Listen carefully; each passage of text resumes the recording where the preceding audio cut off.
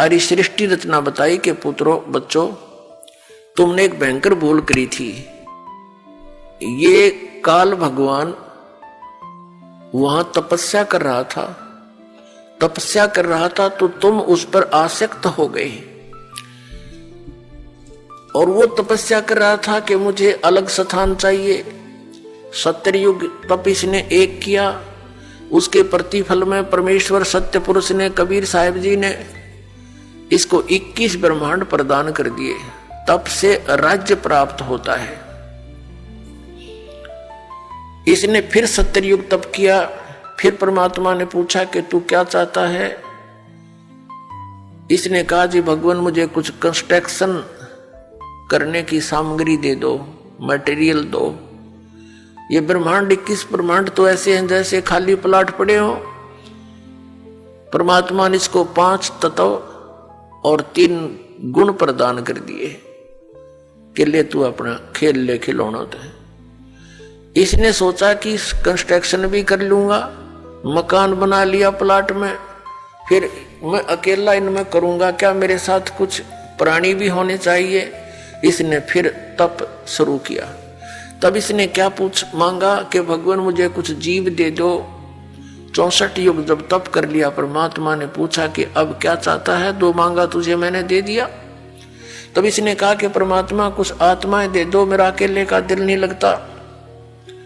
तब परमेश्वर ने कहा था देखो भाई तेरे तप के बदले में और कोई प्लाट चाहिए ले ले, लेकिन ये आत्मा मेरी अंश नहीं दूंगा, क्योंकि ये सब मेरे ही शरीर से उत्पन्न हुई है, मेरे वचन से उत्पन्न हुई है, मेरे बच्चे हैं।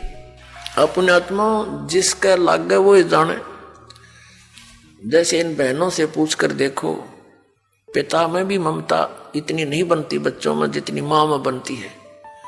एक बहन को एक बच्चा हुआ, उसके ना हाथ ना पैर ना सिर, एक रसोड़ी सी, और थोड़ी देर तड़फा और खत्म हो गया।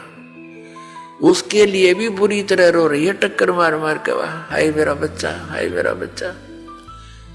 अब इसी प्रकार हम परमात्मा के बॉडी से निकले हैं, उसके वचन से।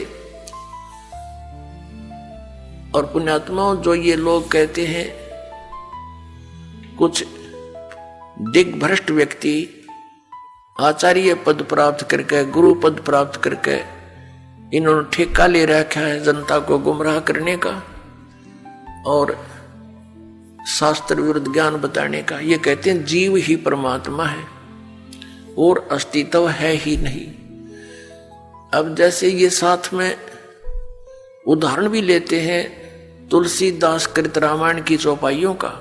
गोस्वामी तुलसीदास जी ने भी कहा है कि ईश्वर अंश जीव अविनाशी। ईश्वर का अंश है ये जीव, लेकिन ये है अविनाशी। अब अविनाशी की रचना अविनाशी ही होती है। तो परमात्मा का अंश है ये जीव, उसने अपने वचन से सभी आत्माओं को रचा था।